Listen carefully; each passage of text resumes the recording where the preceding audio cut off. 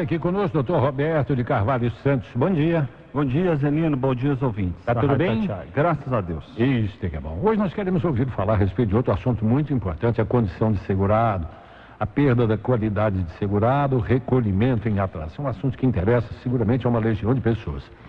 Quer ver, a primeira pergunta, ou uma pergunta de ouvinte, é a seguinte: doutor Roberto, como faço para me tornar segurado do INSS? Zelino, hoje o procedimento para se tornar segurado do INSS ele é muito desburocratizado. Já foi um procedimento complexo. Nós temos várias modalidades, vários meios pelos quais o segurado poderá se inscrever junto ao INSS. A inscrição às vezes é feita pela própria empresa, então se você é empregado, trabalhador avulso, a empresa já faz o seu recolhimento pelo número do seu PIS. Não há que você tomar nenhuma providência. Agora, se você é autônomo ou não é autônomo e não exerce atividade remunerada, e no caso da empregada doméstica, o recolhimento tem que ser feito junto ao INSS. Hoje, basta uma ligação para o telefone 135 ou através da internet, www.previdenciasocial.gov.br, você consegue fazer a inscrição junto ao INSS através da internet ou pelo telefone. Então é um procedimento extremamente desburocratizado. Ainda bem, que coisa boa. Então, Roberto, outra pergunta diz o seguinte: todas as pessoas se tornam seguradas a partir de quando? Bem, essa é uma pergunta importante porque muita gente pensa que, chegada a uma determinada idade, ela tem direitos previdenciários. Isso não é bem verdade. Por exemplo, o idoso que tem acima de 65 anos é o idoso pobre, que não tem renda alguma. Ele tem direito a um benefício assistencial de um salário mínimo, sem nunca ter contribuído para o INSS. Nunca ter contribuído? É, exatamente, nunca. O LOAS, que é aquele um salário mínimo, que não é uma aposentadoria, é um amparo de um salário, sem o 13º, ou o inválido pobre, sem condições, que uma renda familiar inferior a um quarto salário mínimo, per capita. Essa regra é para assistência social, é um benefício assistencial.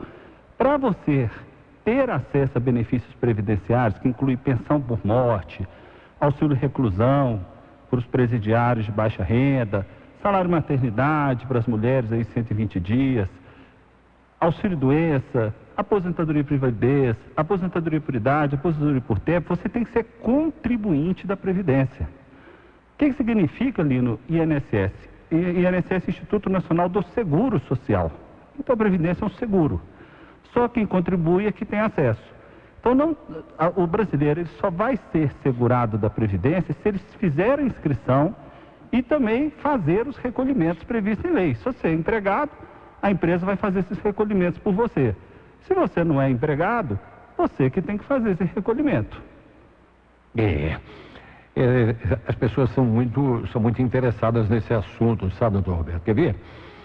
Essa pergunta aqui: uma pessoa que nunca trabalhou e nem trabalha, pode contribuir para o INSS? Nino, essa é uma previsão. Eu estava estudando recentemente vários ordenamentos jurídicos internacionais, estrangeiros, e poucos os países que permitem que quem não trabalha seja segurado da Previdência Social. O Brasil tem essa possibilidade. Por exemplo, eu tenho um amigo que recentemente mora na França, o Brasil não tem tratado internacional ainda com a França, ele recolhe para a França, porque ele trabalha lá, e recolhe aqui no Brasil, como segurado facultativo, para ter duas aposentadorias, lá e cá. Então aqui, mesmo desempregado, estudante, a partir de 16 anos, qualquer pessoa, dona de casa, podem recolher para o INSS. Tá? E com isso se beneficiar todas aquelas prestações que estão previstas na Lei 8.213. O Roberto é um estudioso dessa matéria e falou em outros países. O nosso sistema previdenciário se assemelha ao de outros países? É melhor, pior, mesma coisa? Como é que é? Em comparação, por exemplo, com os Estados Unidos, em comparação com o Chile, o nosso país tem um grau de solidariedade muito maior. Porque em países aí que adotam o chamado regime de capitalização, as pessoas em geral aposentam a partir dos 65 anos e baseado aí num cálculo que leva em conta o que a pessoa acumulou. Então são regimes previdenciários estruturados, mas eles têm, quem pagou muito ganha muito, quem pagou pouco ganha pouco. É o equilíbrio financeiro atuarial. O Brasil tem um país protetivo, só que, por ser muito solidário, ele também está deficitário. Por exemplo, o trabalhador rural, ele aposenta aos 60 anos de idade, homem 55 anos, em regime de economia familiar, sem nunca ter contribuído para o INSS. Então nós temos um sistema previdenciário muito avançado, muito solidário, mas que tem problemas de se autossustentar, de se financiar, em função também de desvios que ocorreram no passado. Roberto, quais são os códigos para o chamado segurado facultativo e contribuinte individual? Isso é importante, Lino, que eu acabei de falar do facultativo, né? Aquele é dona de casa, o estudante, o desempregado. Por exemplo, quem está recebendo seguro-desemprego, sabe que o seguro-desemprego não conta para aposentadoria, então ele pode recolher como facultativo no código 1406, na alíquota de 20% sobre qualquer valor que ele desejar, entre um salário mínimo e até R$ 4.390. E o código 1473 também para facultativo, na alíquota sempre de 11% sobre o salário mínimo. Então ele pode recolher 20% no valor que ele achar melhor, entre 20% sobre o salário mínimo até R$ 4.390, e no código 1473, 11% sobre o salário mínimo. Já o contribuinte individual é uma modalidade de segurado diferente, é o autônomo, por exemplo, o autônomo, o empresário. E o código dele é 1007, na alíquota de 20% sobre o salário mínimo, então ele todo mês vai lá, compra aquele carnezinho, né? Ou imprime na internet a GPS, que é a guia da Previdência Social, coloca o número de identificação dele, que é o número de inscrição, que pode ser o PIS, PASEP ou NIT, e vai informar lá, sapecar lá o código 1007. E se a alíquota for de 11%, o código 1163. Por que eu estou falando dessas alíquotas? Porque a alíquota de 11% não te dá direito à aposentadoria por tempo, te dá direito a todos os benefícios, exceto a aposentadoria por tempo de contribuição, que é 35 anos de contribuição homem e 30 mulher. A alíquota de 20% te dá direito a todos os benefícios, inclusive a aposentadoria por tempo de contribuição. Muito bem, acho que ficou claro. Agora uma pergunta, com muita frequência esse assunto vem no noticiário e as pessoas querem saber o seguinte: doutor Roberto, quem deve recolher a contribuição da empregada doméstica? Lino, essa é uma obrigação que é imposta à empregadora, ao patrão. O patrão tem que recolher todo mês 8, 9 ou 11, dependendo da faixa salarial, geralmente é 8%, descontar 8% do salário da empregada e recolhe 12% do bolso dele. Então, no final das contas, a Previdência vai receber 20%. 8% descontou do salário do empregado e 12% vai sair do bolso do patrão. Todo mês tem que recolher até o dia 15. Então, se a competência é janeiro, recolhe até o dia 15 de fevereiro. Isso é obrigação do empregador.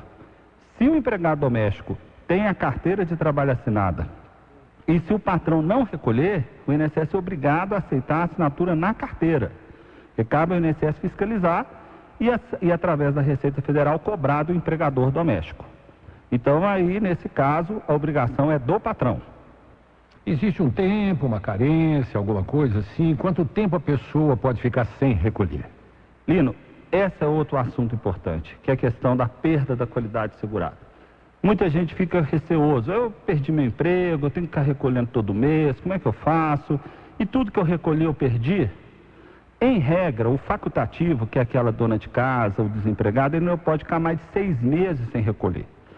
Se ele perder esse prazo de 6 meses, ele fica sujeito aí a sofrer um acidente, ou até mesmo no caso de óbito, seus dependentes não têm direito a benefício algum.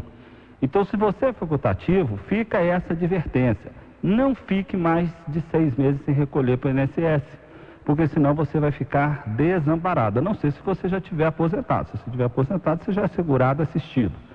Para o contribuinte individual, o período é de 12 meses. Então, o contribuinte individual não pode ficar mais de 1 ano sem recolher. Durante esse 1 ano, ele continua amparado. Então, se ele sofreu uma doença, se ele vier a falecer, os dependentes têm direito. Então, faz o cálculo, não deixa de ficar mais de 1 ano sem recolher, não. E para quem era empregado e ficou desempregado, recebeu o seguro-desemprego, o período de graça, que é esse período em que ele continua coberto, é de 24 meses. 24 meses. Então, uma pessoa que ficou aí desempregada, ela não pode ficar mais de 2 anos sem recolher. Faça esse estudo, pega lá a sua última contribuição, pega lá a data da rescisão do seu contrato de trabalho. Se você está chegando nesse prazo aí de 6, 12 ou 24, de acordo com essas 3 situações jurídicas, não volte, não deixe perder a qualidade segurada, porque você estará na condição de desamparado da Previdência Social. Bem, a outra pergunta vem bem na sequência disso aí, quer ver? Olha, um ou outro vídeo diz assim, depois que eu perdi a qualidade segurada, esse aqui já perdeu, como é que faz para recuperá-la? Aí a pessoa fala, nossa, eu perdi a qualidade segurada, perdi tudo que eu paguei. Calma lá. Também não é assim, não. Calma, né? Muita calma nessa hora. Então, olha só, você perdeu a qualidade segurada, não está com doença, ainda não está numa situação de doença grave, etc., volte a recolher. Depois recolheu 4 contribuições, mês a mês, você já tem direito de novo ao auxílio-doença, aposentadoria por invalidez. 4, não pode ser 4 de uma vez, mês a mês. E para outros benefícios que não tem carência, Lino, olha que interessante, você voltou a contribuir, você já está amparado. Por exemplo, pensão por morte. Você recolheu uma contribuição. Se acontecer, né, você falecer no mês seguinte, os seus dependentes têm direito à pensão. Então, Roberto, vamos deixar bem claro aqui, bem dentro disso que o senhor está falando. O cidadão ficou 8 meses sem contribuir, perdeu o direito, né? Se for facultativo... Facultativo, pois é. Se for contribuinte individual, 12 meses, ele ainda está dentro do período de graça. Passou o prazo, perdeu o direito. Voltou... Recupera. Recupera, mas recupera inclusive com o tempo anterior? Recupera tudo que estava lá atrás. Beleza, então valeu. Doutor Roberto, como esse assunto é imenso, nós voltamos a falar oportunamente, tá bom? Um grande abraço, obrigado pelo convite.